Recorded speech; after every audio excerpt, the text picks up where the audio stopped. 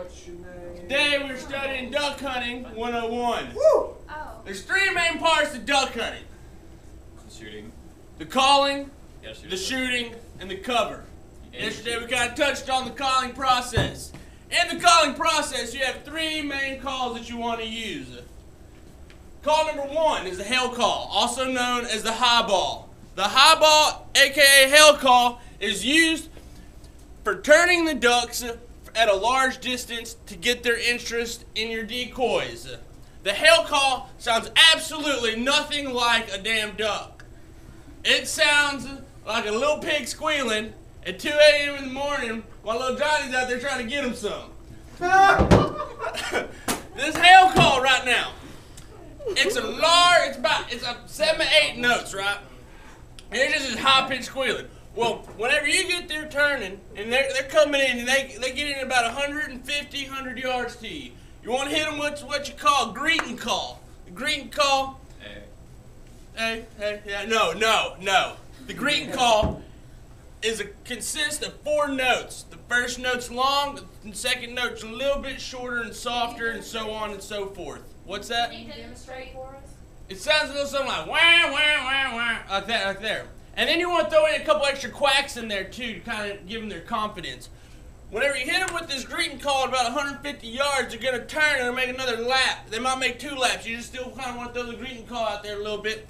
And then you might want to throw in a little bit of what you call the feed and chuckle. Feed and chuckle is just the noise that ducks make whenever they're on the water.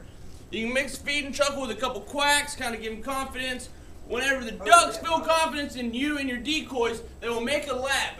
If the wind is blowing at your back, the ducks are always going to fly into the wind to land. Whenever they fly into the wind, they're going to cup, and we will follow up on the cup in the shooting process.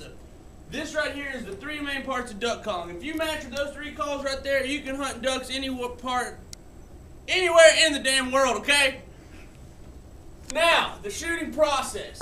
In the shooting process, you have 1, 2, 3, 4, 5 things you need to know about the shooting process. You need to calm the fuck down and take aim, okay? Wait for the cup. The cup is whenever the duck falls in and he drops his back in, he'll throw in his wings, he'll slow down right before he lands on the water. Whenever you see the cup, you need to check the safety on your gun. Nobody likes it when you pull up your gun and you hear a click, okay? That doesn't put birds on the table. You need to make sure the safety is off. If they're flying across, you need to make sure you get a good lead on them. Whenever you're leading, you always want to act like they have a dollar bill in their beak. You want to aim about 6 to 8 inches in front of them. That way the bird will fly into the shot, depending how far the bird is out and how fast he is moving as to how far you want to lead a bird. After you have them led, that there will lead to most kill shots. You need to hit them in the head. You do not kill ducks by hitting them in the butt, okay? That is not how you kill ducks. It takes a headshot.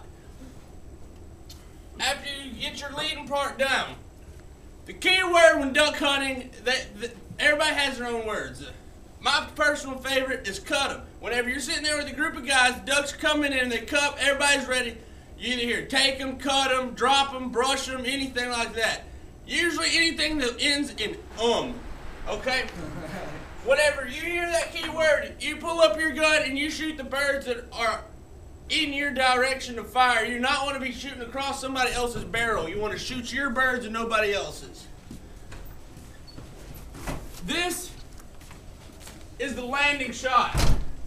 The landing shot is right here. Whenever you take on your landing shot, the bird's going to come in. Whenever he gets ready to cup, he's going to drop his back in, and whenever it is completely extended, you want to take him in between somewhere right in here. From the time he starts to throw his wings down and drops his back in. If you miss a bird, you're going to have to take a leaving shot. Leaving shot's whenever the bird realizes that you suck at shooting and he's going to try and get away. Whenever the bird throws his head up and he'll usually come in, bow up, and turn back out to the left or to the right, depending. He's usually going to fly away from you. He's not going to risk flying back over and get another shot. And that's whenever you want to shoot him. Once he gets up and he's flying away from you, don't even bother trying to hit him. If you haven't shot him in 3 shots, you might as well just suck at life and quit, give up. Okay, next thing. Then you have to wade through all that water. Yeah, then you gotta wade through like 30 yards of water just to go pick up 1 duck if you ain't got a dog. Okay, last part, cover. Cover. You have 3 different types of cover. You can hunt out of a blind, which most people do. If you are not equipped to hunt out of a blind, you can do what they call tree cover. Get up against a pond bank, something like that, where you got some overhang. Or if you're hunting geese or something like that, you can do what they call ground cover, where you lay on the ground, you get some brush, you kind of pile it up over you and act like you know what you're doing and all that good stuff. You deck out with the face paint and whatnot. All right. Main things you need to remember when you're worrying about your cover. Birds are not on the ground, they're up in the sky. It's not like deer hunting. They're not going to be looking directly at you. You need to make sure you have cover over the top of your head, hence the word cover. Okay, so you need to keep your aerial view in mind. You want to blend in with your surroundings. You do not want to have a black and green blind whenever you're hunting in water grass, because, I mean, you're going to stick out like a sore thumb. You need to make sure you have plenty of shooting room from left to right, above, so that way you can execute any birds that are coming into your area. Another thing you want to keep in mind is your face paint. Always want to have face paints. Birds can see your face whenever they're flying above you. Whether you think it or not, they can see your face and your eyes. You need to make sure you're fully covered in face paint, and you want to look something like the Duck Commander off of OLN. Are we about done? I'd say we are, and this wraps it up for Duck Hunting 101. Thank you. And I'm Jake Parrish. I'll see y'all tomorrow.